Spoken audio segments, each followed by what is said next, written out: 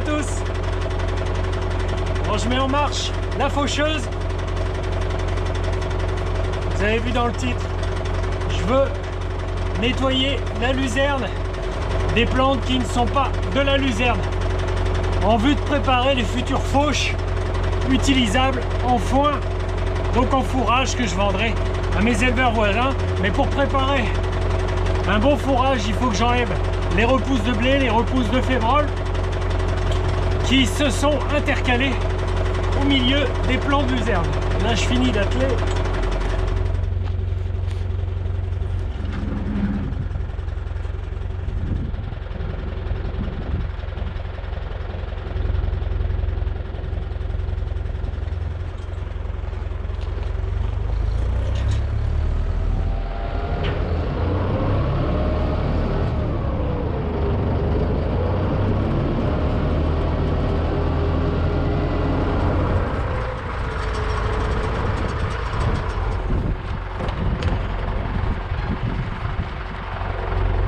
Bon, l'année dernière, vous le savez, j'avais refait les bâches. J'avais mis ce plastique qui, j'imaginais, résistant. Au bout d'un an, bah oui, il commence à craqueler sur tous les bords. Ça prend très mal les chocs. Donc je vais être bon pour le refaire très bientôt. Mince, je l'ai pas vu. Faut que je remette un peu de pression là-dedans. Celui-là, c'est bon. Ah, vous voyez.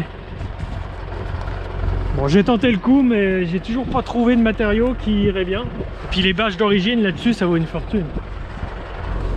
Ça va pas tenir longtemps cette histoire. Bon, l'essentiel, voilà, c'est que devant, ça soit bon, ça tient. Bon, faut imaginer que c'est de la luzerne, vous le voyez pas. Faut vraiment s'approcher, elle commence à démarrer, vous voyez, elle est là.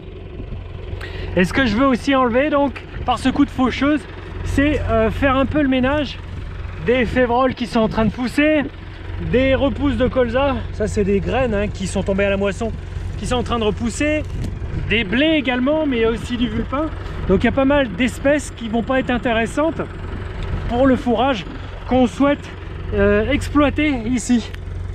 Cette luzerne, au printemps et puis au début de l'été, j'ai espoir d'en faire 3 coupes.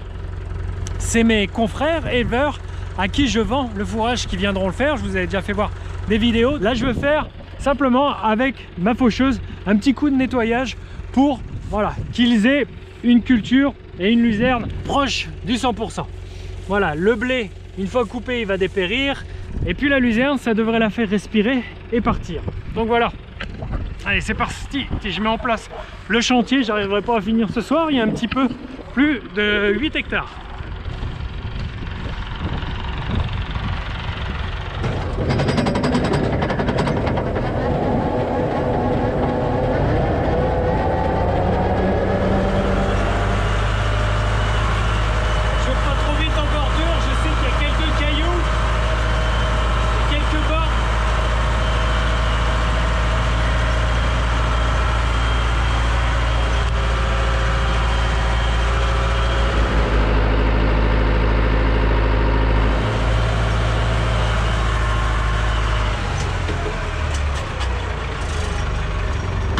Ce que ça donne.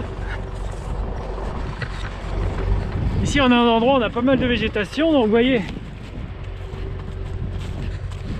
bon ça coupe pas au ras, mais ça aura tendance voilà, à éliminer ça. C'est autant de blé qui finira pas dans le fourrage, parce que d'ici un mois, lorsqu'ils viendront faire la coupe, le blé aura grandi et du coup cette graminée là, ce blé est pas intéressant. Et la luzerne va se faire un petit passage au travers de tout ça. Certes, je vais un petit peu l'esquinter, mais elle est quand même assez rase. Là, elle commence tout juste à vouloir démarrer. Voilà. Elle est ici. Et elle, même si je l'esquinte un petit peu, ça va pas la gêner. Elle va pousser, je l'espère, au moins haut, comme ça. Donc au mois d'avril à peu près, hein, ils viendront faire une coupe. Puis elle a cette capacité à refaire de la tige et de la feuille et de créer comme ça environ 3 coupes, ce qui représentera, et c'est ce qu'on faisait les années passées, entre 5 et 6 tonnes par hectare. Mais les terres étaient moins bonnes que là, du coup j'ai espoir de produire un petit peu plus ici.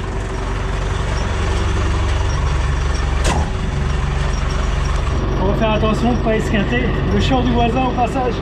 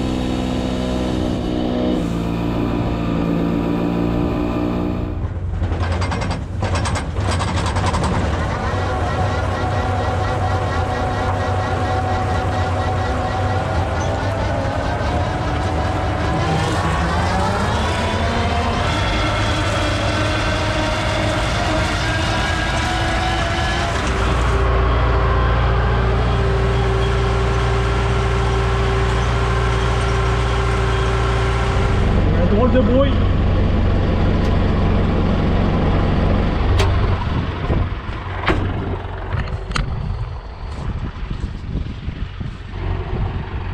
Bon, peut-être une pierre qui s'était coincée. Je vais la faire tourner à vide pour voir.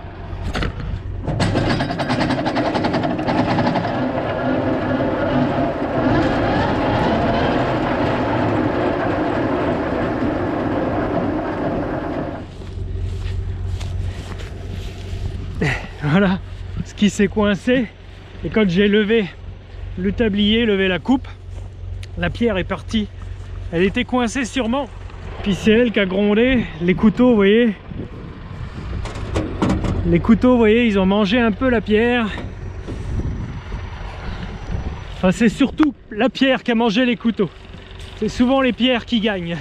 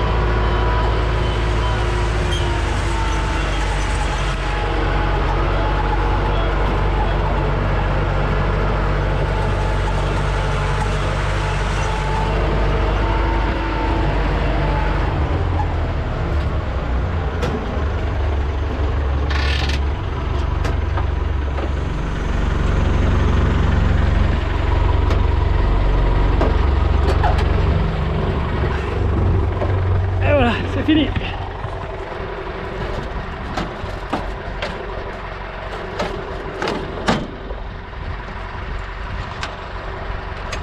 Donc ce que je voulais vous dire, c'est que la chèvre trouvera dans ce fourrage les protéines. C'est vraiment ce à quoi est destinée la luzerne, et particulièrement dans les feuilles du fourrage et non pas dans les tiges. Ensuite, mes confrères éleveurs, ils apporteront d'autres fourrages. Ils ne vont pas apporter que de la luzerne dans la ration. La ration de la chèvre, c'est un plat composé de différents aliments.